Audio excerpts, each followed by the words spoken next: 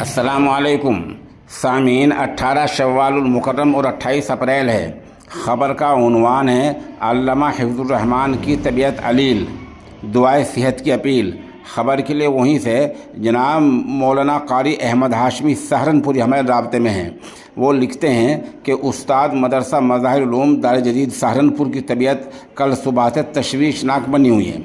सहारनपुर के मेडिग्राम में दिखाया इफाका न होने की शक्ल में उन्हें चंडीगढ़ रेफ़र किया गया है। मोहाली के फोर्टिस अस्पताल के आईसीयू में रखा गया है। उनके दिल को मुतहर्रिक रखने के लिए पीस मेकर लगाया गया है।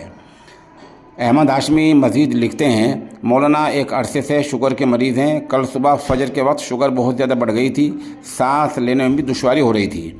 मज़ाहिर उलूम के दर्जे उलिया के उस्ताद हैं। साल हफ्तुम में हिदार राबे और शेर अकायद साल शशुम में मेबज़ी आपके असबाक हैं।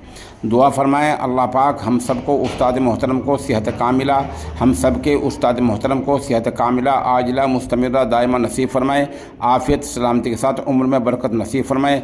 आमीन या रब्बल आलमीन। अल आरिज़ अहमद हाशमी सहारनपुरी।